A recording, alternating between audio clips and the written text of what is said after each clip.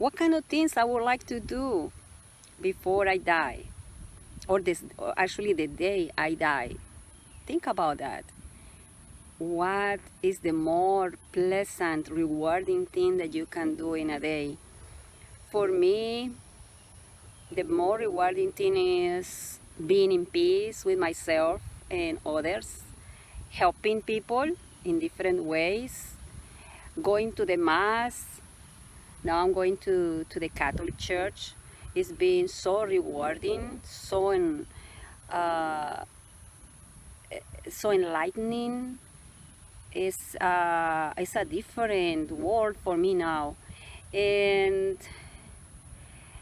listening to peaceful music, writing something for others, try to motivate other people, making believe in themselves, making them think that there is a God who cares about them, that there is not just somebody who people see like an ugly person who intimidates us or wants us to just be worshiping. He is not my God. I don't know if that's yours, but my God is somebody who thought about every single detail to create all this beauty. There is nothing for me that doesn't make sense in nature, even bugs. Sometimes I ask myself, wow, but what is this little bug doing here? And I say, well, I think he was created for a purpose, maybe to remind us that we need to be clean so we don't get attracted to some bugs like cockroaches or, those insects. So maybe like each time I see a cockroach, I think maybe I haven't just so much things in my head that are not really true. Actually, in our country, we say, oh yeah, your head is full of cockroaches.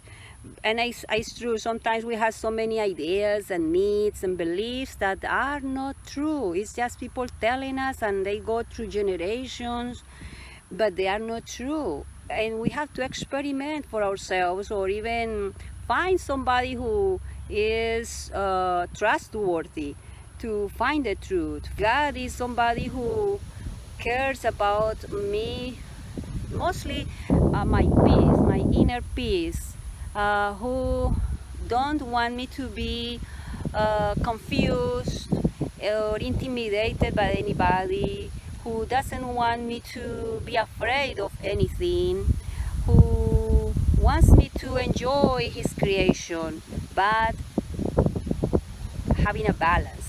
Because today we actually abuse nature and we don't really give back. So if we start planting some trees, well, I've done it already in my old house. So think about all those luxuries. Is it worth it to sacrifice all the gifts that our Creator gave us for just having a nice home and so many decoration pieces, or anything that it just pleases our eyes, or sometimes we just want to show to others?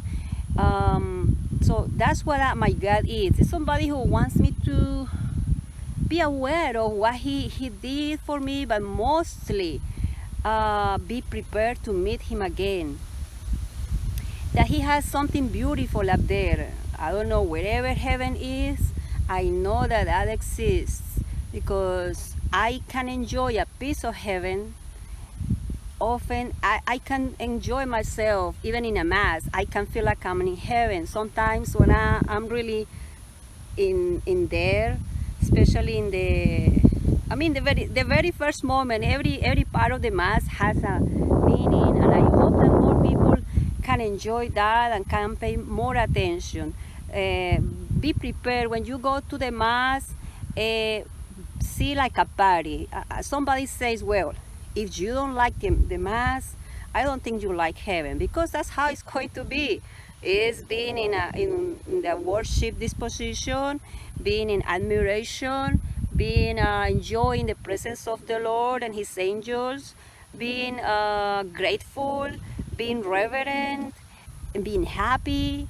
But sometimes we have to, we want to be happy doing things that the world show us, the world put it up there for us. That's not the way of being happy. So many people like experimenting with things like drugs or alcohol, anything, even a tattoo. For me, I don't see why I have to put a tattoo on my body. I mean, I respect people who do it, but I don't see a meaning. I mean, the Lord made everything so perfect. Our bodies are so beautiful, and I'm not talking about being like in shape, like going to the gym and have a perfect body. No, but if you see all that your body does, is the best creation that the Lord put on earth.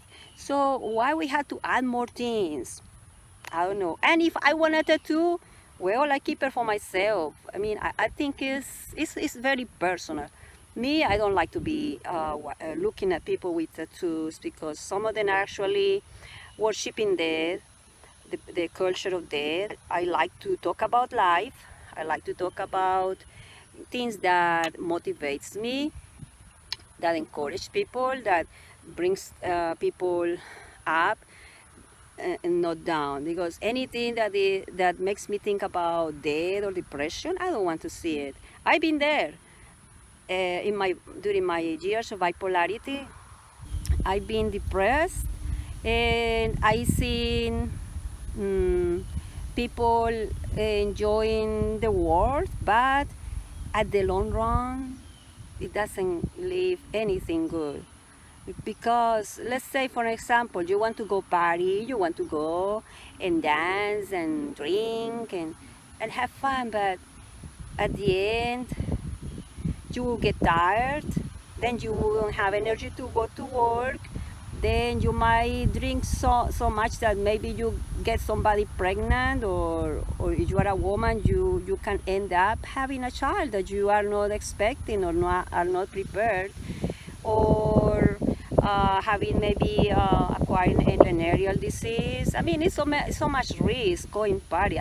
I wish more people could feel the happiness that I can enjoy with other things, the fulfillment of just helping others, helping or doing something for myself to be a better person. And so many people, I know that so many people is thinking, oh, this is a judgmental person talking about all this. No, don't take me wrong.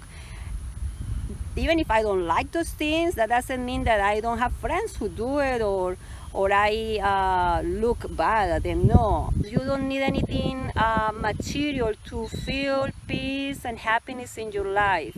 You don't need to put something on your mouth, or you don't need to put something on your body. No, that is something that actually creates more sadness and sometimes misery. I've seen so much in this life that I wish we were more aware of those things, like the youth, the children were more aware of those things that are out there. Myself, I wouldn't send a child to a party, even in somebody else's house. I wouldn't let him stay in somebody else's house. I don't agree with those sleepovers. I don't agree with that, because it's so much rain, I just want to share my thoughts. And even if I am Catholic, I have friends who are from different backgrounds, even ages. I have people who drink. I don't know in my circle people who do drugs. I really don't. Well, I guess it's a gift, because I wasn't exposed to drugs. Never did, and I didn't like to go to a party or to a club. That's not my thing. I do dance myself at home, or family reunions, and we dance. That's my favorite environment, but not like going to a club. That's not my thing. The things that last are not actually tangible. I know that you think that I'm crazy and I'm weird. Yes, I am weird. I'm weird because you might not find so many people thinking like me, or maybe they are, but they don't speak up, because you talk to somebody in the street, anywhere, they just start talking about their clothes, the music, the movies. That's not my thing. I don't really care about talking about those.